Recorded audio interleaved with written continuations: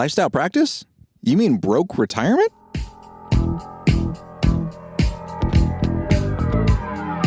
This is the Perfect RIA, in case you didn't know. Bringing you all the strategies to help your business grow. Are you happy? Are you satisfied? Are you hanging on the edge of your seat? Sit back and listen in while you feel the beat, yeah. Another myth bites the dust. Hello, everyone, and welcome to another episode of the Perfect RIA podcast. Woo, thunderous applause. This is actually literally filmed before a live studio audience. We are doing an owner's trip in Anchorage, Alaska. We're at Big Lake, which is the home of the legendary Floyd Shalansky, who is one of our most popular guest episodes, and excited to have him back again. But I'm here with Micah Shalansky, also here with Orion Matthews, and in our live studio audience, none other than Kelly Shalansky, Jackie Jarvis, Gabe, Calvin, and Tessa is here somewhere as well. So quite a studio. Which is perfect to our topic today, talking about a lifestyle practice. Indeed it is. Indeed it is. Now, I want to start right away by saying that we've commandeered the term lifestyle practice. It used to, past tense, maybe before the Perfect RIA podcast started, it used to mean advisors who no longer called their clients, no longer delivered massive value, and simply collected the insurance trails or the AUM trails and just rode off into the sunset and kept going as long as they were alive to cash the checks. Coasted into retirement to die at their desk. That's right. Right? That was the concept. They probably weren't delivering a lot of value to begin with, so them not delivering value might have actually been doing the client a favor. They were probably just churning annuities or whatever the case may be. When we say lifestyle practice, what we mean is a practice that delivers massive value to clients, but follows a surge meeting concept, follows a TPR highly efficient model so that more value is being delivered in a smaller period of time than virtually every other advisor. You know, Jefferson, one of the things that this really focuses on is on our 4 tenets of the Perfect RIA. One of them is be intentional. Right? Now, we can all falter in different ways, but the lifestyle practice concept is how do you become hyper intentional about the decisions you're making? Easy example on this, right? Is I could go to the office every single day for, 8 hours a day, 5 days a week, 40 weeks a year, etc. And really at that stage with most of us as advisors, you are playing office. Mm-hmm. You're really not dedicated to delivering massive value. You're kind of just there to be there. And you might stretch that into 50 hours, maybe even 60 hours to play office. And I know this because I was very guilty of this for a long time until I figured this thing out. And then it got to the point that says, you know what, instead of playing office, I need to be intentional about my time. And if I choose to be at the office, then I need to be at the office. And I need to be able to be there and deliver massive value while I'm there that moves the needle the most for my clients. Yeah, it really does. Now, we have advisors pushing back and they say, well, lifestyle, that means you're not delivering value to clients. Let's do some quick math here. Let's say that you have 100 clients and it takes you some unheard of 10 hours a year per client, right? So you're doing like 3 or 4 meetings an hour each. You're doing 3 or 4 hours of prep each time. Let's say it takes you this insane 10 hours per client to deliver massive value. 10 hours times 100 clients is 1,000 hours. There's roughly 2,000 work hours if you're working standard weeks. What are you doing with the other 1,000 hours? This is where you need to step back. Yeah, I don't know, research, attending conferences, trolling social media, right? So it's very easy to say, hey, Matt and Micah aren't delivering massive value. Oh, absolutely, right? We are constantly learning and educating and pushing this. And that whole, we say it again and again and again, but for our new listeners, the essence of the Perfect RIA is not to talk about our perfection. It's to talk about the journey we are on to get to perfection, the journey we are on to deliver the most value possible with clients. And so, yeah, we think we cracked the nut on some things, but we have a lot of things to learn. So if another advisor out there is crushing it, rock on. I would love to learn from that advisor. Totally. Now, one of our favorite things, of course, is to learn from people that are crushing it in other industries. We have on our show today our Chief Technology Officer, Orion Matthews, who, while not a financial advisor himself, is a serial entrepreneur, runs a very successful tech company, does a lot of the technology, all of the technology for the Perfect RIA. That is a lot. But also manages to have a lifestyle practice, right? Orion, you've got 2 kids, you've got a wonderful wife, you guys do a lot of adventures, and you're very intentional about here's when I work and here's when I don't work. Yeah, well, thanks for that introduction. It's mighty kind of you. Yeah, so I think that lifestyle practice and some of the principles you have can apply across all industries. I've certainly learned a lot from you guys and taken those and applied those in my life as well. One of the things I think about is that sort of making your time count. So if you look at it, the average time people spend on their iPhones now is 6 hours a day. Really? Holy moly. Wow. So that's like a full work week every week, They're right? just doing it at work, but yeah. Yeah. So where does that time go? So it's like the excuse of saying I don't have the time to be productive. It's not true. Like time is how you can cut time any way you want to. And obviously a lot of people are cutting time into 6 hours of screen time a day, right?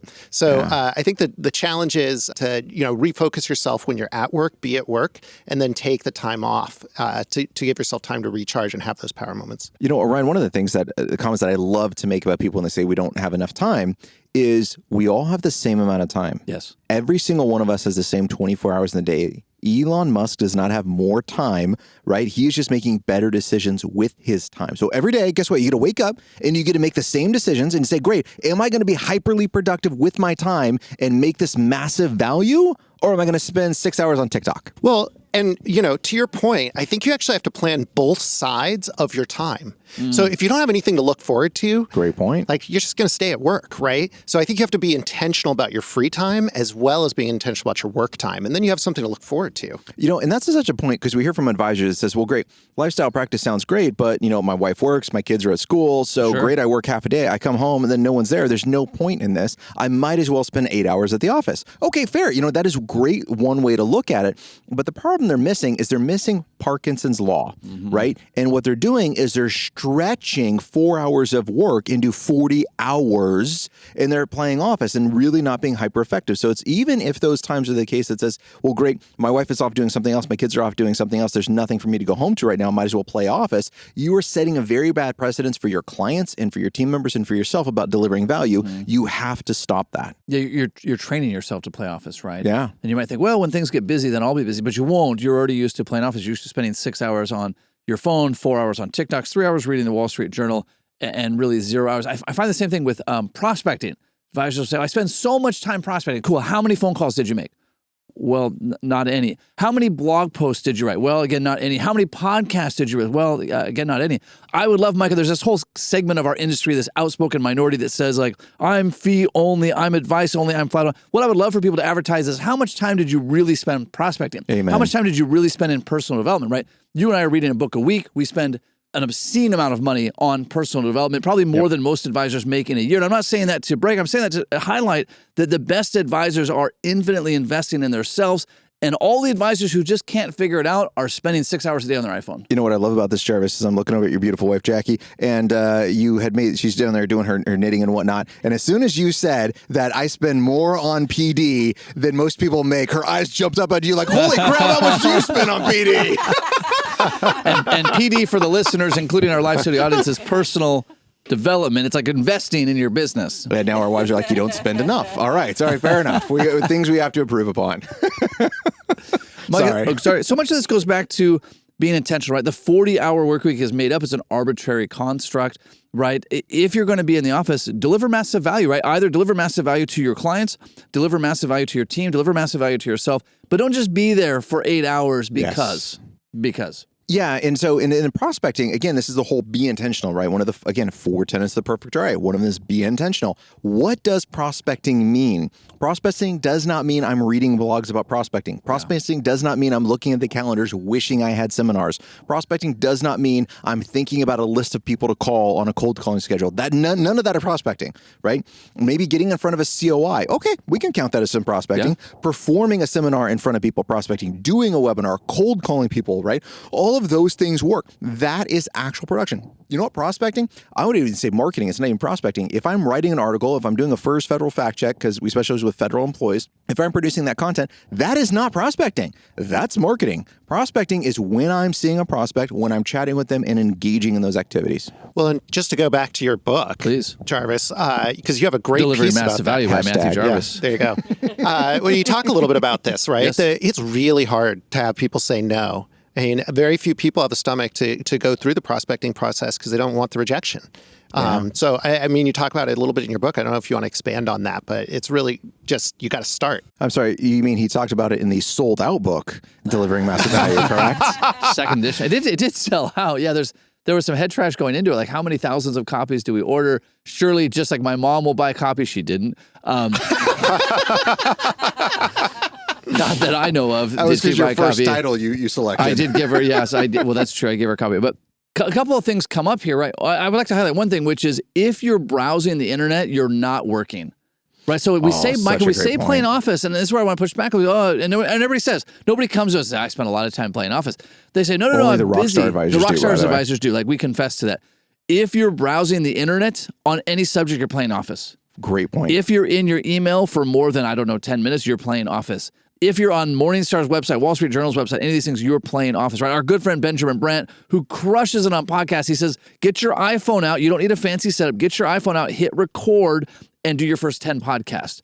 This isn't like, let me spend 5 hours researching the best microphone to use, right? Micah, you and I recorded our first 200 podcasts on a $12 headset because it was easy to pack along. You know, and I've done multiple conferences where I wanted to interview people at conferences, and we both had iPhones. And it says, great, open up the voice thing on your app, which all iPhones have, and we just held it up and we did the podcast. And then the podcast production team was like, holy crap, that's great audio. And it works out really well. So anytime you are stopping yourself, you are putting yourself in as a roadblock between actually prospecting and deliver value, that is playing Office. Now, Jarvis, let's pick on this. Please. I wanted this browsing the internet, right? Because someone is out there is going to say, well, I got to look up this question on HSA conversions, blah, blah, blah. Okay, perfect. Then that goes into your meeting prep time for a client, and it goes with an egg timer that should sit on your desk. You have 10 minutes, and that is it to solve the answer to this question. And if you cannot solve it in 10 minutes, then that should be a phone call to a CY who knows the answer to that. Now, a point on this, and Orion, I'd love for you to chime in on this. We are just scratching the surface on how distracting technology is. Like, we're just getting started on this. There's this adage that every time you look at a screen, there are 1,000 people, there are 1,000 employees trying to keep you hooked on that. And Orion, when we look at things like the metaverse, when we look at the next levels of technology, like, we're just scratching the surface on how distracting technology is going to be. 6 hours on your iPhone is going to just be a flash in the pan. Well, I think one of the most interesting pieces of research that actually came out pretty recently, although some people have thought this for a long time, is that multitasking does not make you more effective. Yep. So when you talk about like multiple tabs on your browser, Right. or you got Excel open, you're doing another thing, and you got some emails, you're going to hop into those. All of that is actually lowering your productivity, even though it kind of feels like it isn't.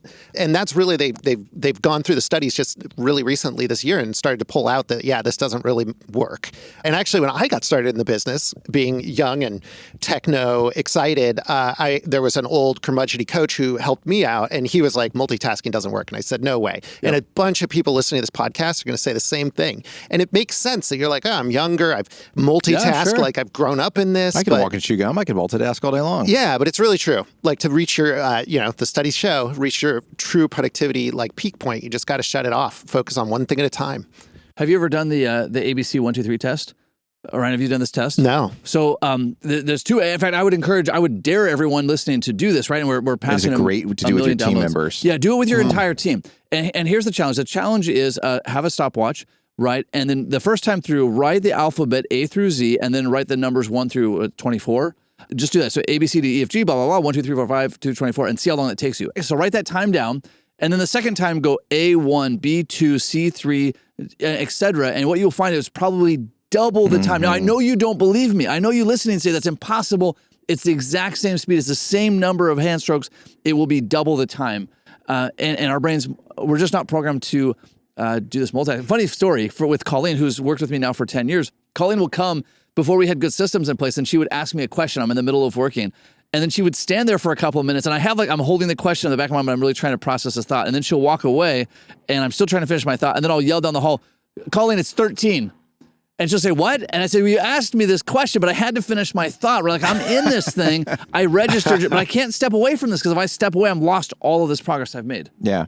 Now, that is a great one, too. I want to talk about team productivity. Please. Right now, we're on lifestyle podcast, right? So maybe we should be talking about that. But on team productivity, that alphabet, then the 1, 2, 3 is such a great example. Let's say your team wants to listen to certain type of music, right? Lyrical music at the office, right? There's this great, well, I'm just going to listen to this because it makes me more effective. Well, so perfect. Then if you can multitask so well, then if you can do this test and you know what, you score 100% on both, then I'm not going to say anything about the music, right? Love and logic. Sure. And so then you can have them run this test and they're say, holy crap, I can't do this. That's the same thing that happens when you're singing to that music in the background, right? You are not being effective at your job and at your work. So we got to say, okay, what's the mix that's going to be there? The book Deep Work by Cal Newport talks about this all the time. It talks about that every time you're distracted, it takes somewhere between 4 minutes and 4 hours to get back. So you think, oh, my email pop-up, no big deal. I just look at it and I go back to what I'm doing. No, you just lost 30 minutes of productivity.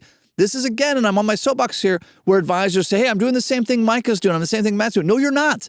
you're having email pop-ups. I'm getting 10x done what you're getting done because you think email pop-ups are not a big deal. Trevor, so funny about that email pop-ups. I was on with an advisor and we're doing a shared screen on something. He was showing me what it is and he was trying to explain to me like a client, and his email was popping up. And every time an email popped up, he would stop talking.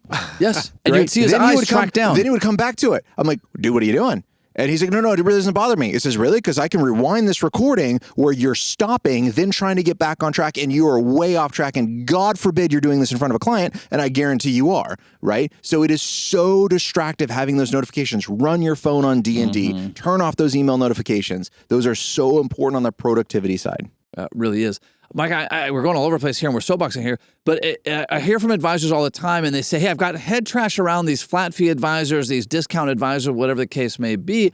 And again, this is where we need to step back and say all advisors are not created equally, right? Like you stepping onto the basketball court with Michael Jordan, even if you're the same height, you are not going to beat Michael Jordan, right? You step into the ring with Conor McGregor, you are not going to beat Conor McGregor. Definitely not with that attitude. You are not going to do it. You're the same height, you're the same weight, maybe you both work out. Doesn't matter. So don't compare yourself to these other people, right? Just say, like, listen, I know I'm committing more to personal development than anybody else. The Perfect RIA challenges financial advisors to answer the question, what would you do if you weren't afraid? Surround yourself with the financial advisors who share your common values and goals towards success.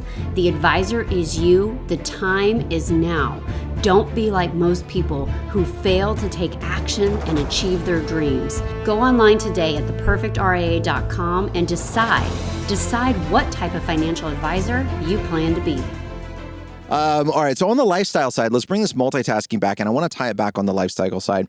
This is so important too, and this is an area that I constantly need to work on, but how much am I on my phone when I should be with my family, right? How much am I letting my notifications go off, or the ghost notifications, right? You think your phone vibrated and it didn't, right? So you pull your phone out anyways, right? There's tons of studies that show this stuff is out there. Yeah. And you get those ghost notifications, and you're in the middle of a conversation with your wife, then you pull your phone out, and your wife's looking like, what the hell? I'm really not that important in the conversation.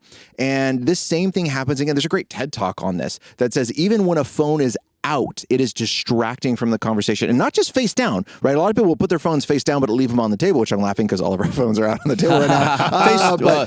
Mine's face down. Kelly's is face down. But it doesn't actually matter in all the studies that they've done. It should be completely removed. So, okay, what are you doing to put it out of arm's reach, out away, and really being connected? Because again, if you can't multitask at work, how are you multitasking with the family? Well, go ahead, Orion. Please. Yeah, just one other thing I would say is I think single tasking is a muscle that you have to train in your mind. So maybe a lot of people are going to hear this and they're like, you know what, I'm going to be a single task kind of person. I'm going to focus. It's going to be hard. You have to work at it just like building any other muscle. Micah, to your point, the first thing I do when I get to the office is I pull everything out of my pockets, my keys, my wallet, my phone, and I put them all in a drawer. Yep. Because two things happen, right? I'm just confessing here, right? If my phone vibrates, I pull it out and look at it. But even just to having my keys in my pocket, I just have to feel this urge to check, oh, my keys are still in my pocket. So I take all of that out of my pocket. And so these are little hacks. I have some great advisor friends that will never take their phone into their house. They will always leave it in their car because they know that if it's in their house, they just can't resist the urge, right? And these seem like trivial things, like, oh, geez, who's the most childish? They can't manage their phone. All of us. All of us. All of us. Yeah, hands down. All of us. Yeah. So again, this is all about the be intentional side of it. And so again, going back to advisors that say, well, around to your point, I don't have anything to look forward to. I might as well stay at the office. You are doing a disservice because you're pretending to play office. You are multitasking. You're not delivering massive value, etc. You got to create a forcing mechanism to get out of there. Okay. So take one day a week off. Right? It's crazy. Now, you were on this clock 12 years ago. There's no way in hell I would have took one day a week off, right? I had a heart attack. It would have been like one day a quarter and I was freaking out. But take one day a week off, right? Take Friday afternoons off, take Fridays off, start shortening that work schedule. Parkinson's law is going to take effect. You are still going to get all of that stuff done. And then start being intentional with that time. You know what? Maybe you're not physically fit. Maybe you need more PD. Maybe you need time for this. Leave the office and go do those things to become a better person. Well, I think that's where you can break down the word lifestyle. When you're building out, what is your style? Like, don't follow these guys. Like, their life's great. But great sales pitch. Yeah, thanks for that. No. Sign up for Backstage Pass now. Thanks, what I mean Orion. is you can't adopt someone else's style. If you want to have style with your life, you have to figure out what means to you. And then that's what's going to drive your off time, right? You got to develop like who you are as an individual sometimes, kind of find what it is that you're looking forward to when you go off work. No, and that's something I got to say I struggle with. So this is going to turn into a therapy session. But you start hiring coaches, right? Because of our PD budget. And they come back and says, well, paint for me your ideal life. Paint for me your ideal blah, blah, blah. And I'm like, you know what? I don't actually know what that is because it changes. So for me, it's not a fixed point that I'm going for. It's the constant moving to be better. That's what I'm going for. And that's where I'm in my happy state is when I'm pushing that envelope, I'm trying to change this up and I'm trying to constantly be better. So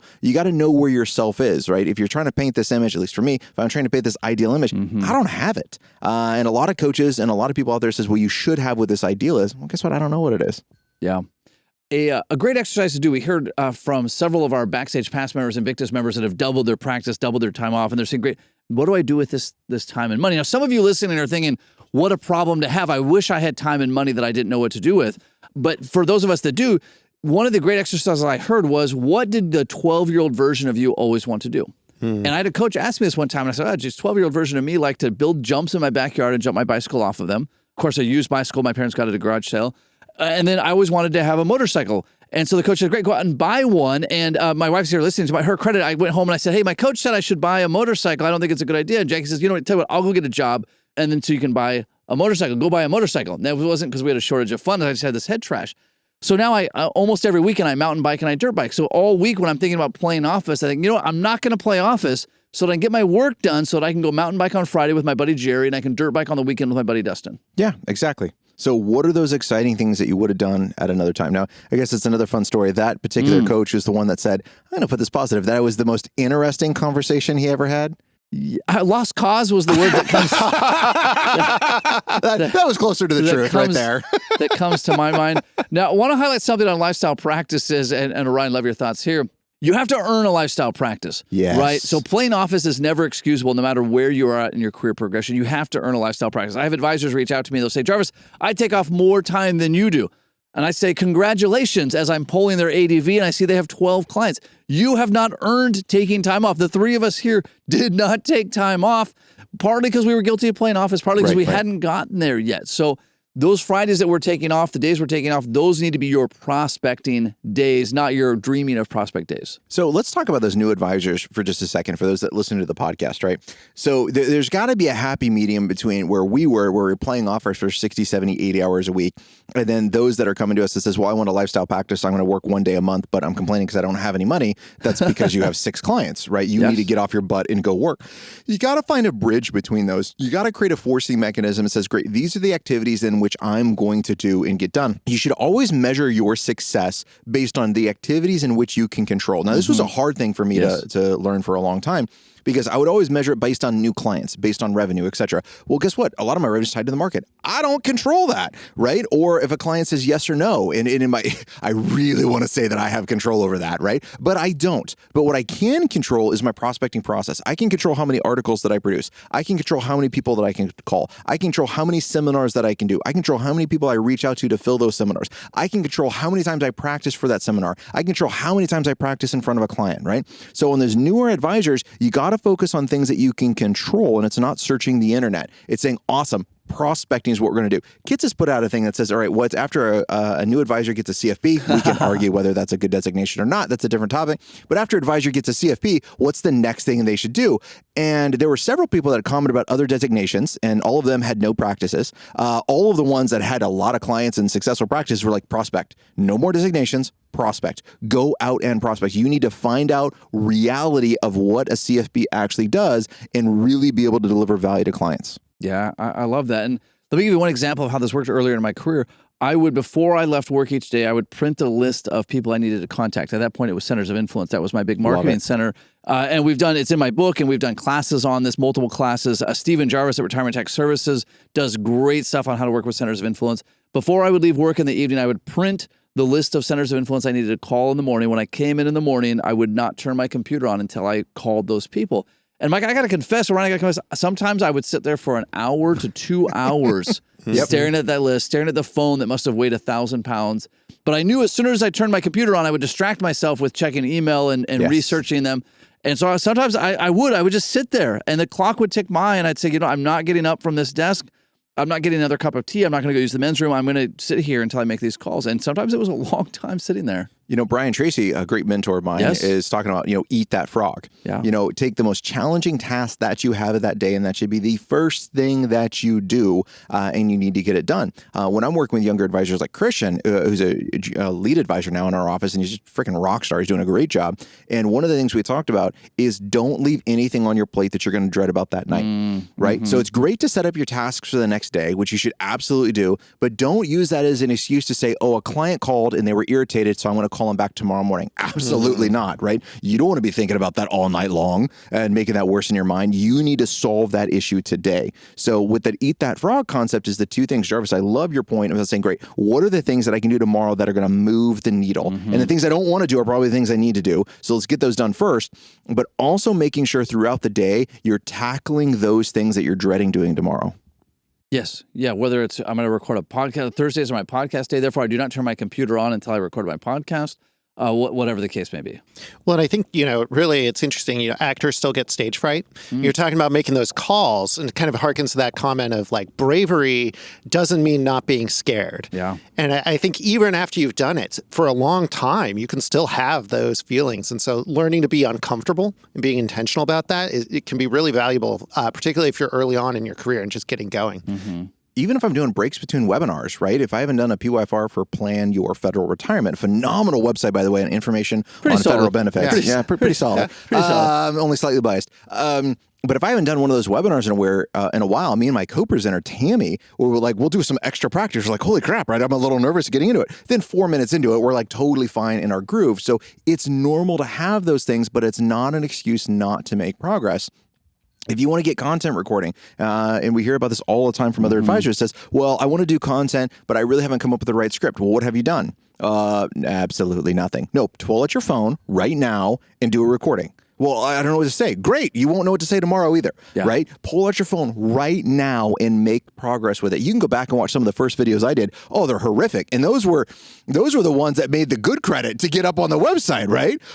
Those weren't all the ones that got cut before this. And even if I look at stuff I did 6 months ago, I'm like, holy crap, I so could have done that better. But it's about getting out there in front of people so you can deliver massive value. Be intentional.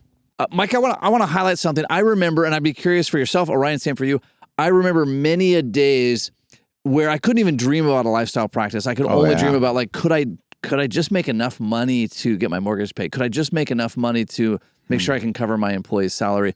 And really tipping point for me was I need to find somebody who I don't want to say blindly follow. I always use the example of when I first met Tom Gow, I thought, great, if Tom Gow tells me to wear a purple suit and pink underwear, he didn't. But if he did, I would do that. I need to find somebody who has the practice that I want, that I believe I could duplicate and then follow that. And Micah, that's really the whole reason we created the Perfect RIA, this podcast, Backstage Pass, Invictus, Retirement Tax Services, all these things to say there is a path to here. Right. It's not magic. It's hard work, and you need to know the path, and there's really a formula to success, but it's a formula that you don't have to figure out for yourself. In another area that advisors are going to get tripped up, I think, on this, Jarvis, and feel free to push back, is they're going to look at somebody and say, oh my gosh, your practice is so far ahead. Well, of course you could do that, but I can't do that, right? And guess what? We all put our pants on the same way, one leg at a time, every single day. I try jumping up from time to time. Doesn't work out too tricky, well. Yeah. So we're all mortal. We all have the same 24 hours a day, and we were there too at one point in time, but it was hard work that got us to this certain point. So even though someone might be out a little further than you think it is, if that's the type of practice that you want, then fantastic. How do you mirror what they were doing in order to get there? Yes. Yeah, and we all had setbacks along the way. Right? I've talked about, I remember prospects asking somewhat jokingly, but all jokes have seriously behind them, if I had ridden my bike to work after doing my paper route in the morning because I look so young. Nice. Yeah, that was a fun one. I had another prospect say, hey, I think you're a really nice guy. I just can't figure out why I would hire you. Could you help me, please? Help me understand how you would deliver value. And I said, well, I have this 47-page report, and I really want you as a client. He says, I know, and I really want to work with you. I just can't figure out why. And you know what? That is really, so crappy of a comment, right? In some ways, but it's such a blessing of a comment to make, because it is the aspect that so many advisors face is, how do I communicate value. And so often we get this fake value from other people that have never been in the industry, never met with a client, never done the stuff. Says, oh, this is what you need to go do as a financial planning. And then like a rock star advisor is going to look at it and says, oh my God, I would never say that to a client. Yes. That is a recipe for disaster. So you also have to make sure who has the practice, Jarvis, just what you said earlier, who is the practice that you want and how do you mirror that? Be careful about getting guidance from people that have never done these things. It's important to not overlook the small things. We talked about this a few weeks ago on the podcast, Micah. You mentioned when you talk to clients, you say, we have a process of success. Now, it would be very easy to say, well, that's a lot of words. Why don't I just tell a client we have a process? But telling a client we have a process we need to follow is night and day difference from saying a process of success. Now, I know for a lot of our listeners, they don't understand the distinction. That's fine. Just do what works, right? One of the core tenets of the Perfect RIA. But it's so easy to think, hey, I'm doing the exact same thing that Micah's doing, and yet you're light years apart from that. And that's, again, why we're doing this podcast, right? Let me show you what we're doing so that you can duplicate that, but don't take time analyzing. That's also plain office. All right, so let's talk about something else that we're doing with this is on a weekly basis, on a PD budget, when we go out and do stuff, we take action. This is not a podcast of theory. Yes. This is a podcast of things that you can take action about. So let's pick on Orion because he's a great guest and say, all right, what are things that we as listeners should be taking? And by the way, from this podcast, I gotta say, I get a lot of value out of this thing because there's things that we talk about. It's like, oh crap, that's right. I used to do that. And then I stopped because it worked. And now I really need to pick that thing back up again. So I get action items out of these podcasts, which are fantastic. But Orion, for our listeners, what's a great action item that they can take this week and implement in their practice? I actually think one of the greatest things you could do is, take what Jarvis is doing and eat the frog, like you're saying, and kind of mix those together. So maybe start your day and before you turn on your computer, eat your frog. I love it. Eat that frog. Eat Jarvis? That frog. But I'm trying to think, there's a lot of action items from this. I would say my action item, and Micah made me think of it when you mentioned how much we enjoy doing this podcast. And yeah, we love getting on the soapbox and we love really taking hard lines on things because there's people taking hard lines the other way. You need to find a personal development arena where you really thrive. I leave these podcasts and I'm glad that we have tens of thousands of listeners, and I'm really glad that we've had over 1 million downloads. Like that really makes me excited. And I love hearing from advisors that say, hey, I listened to the podcast and I transform my practice. But if I'm being really honest here, the biggest thing I get out of it is we do these podcasts and I've really dived into my practice and I'm really fired up. Like I leave these, we typically do these Monday mornings, our very first thing we do. I'm fired up for the day. So you need to find that environment. What is that atmosphere that leaves you really fired up? Part of it is I think, all right, well, if Micah's doing this, I can do this. If Orion's doing this, I can do this.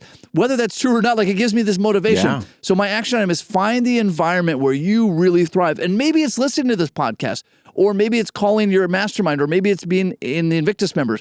Find what really makes you thrive. I love it. I'm going to say the third action item that we need to look at your life and be intentional. Yes. What decisions are you making and how are we being hyper intentional about those decisions and saying, okay, great. Is what I'm doing really going to move the needle or not? Or am I playing office? I love that. I love it. And until next time, happy planning. Happy planning. Happy planning. Hold on before we go. Something that you need to know. This isn't tax, legal, or investment advice. That isn't our intent. Information designed to change lives. Financial planning can make you thrive. Start today, don't think twice. Be a better husband, father, mother, and wife.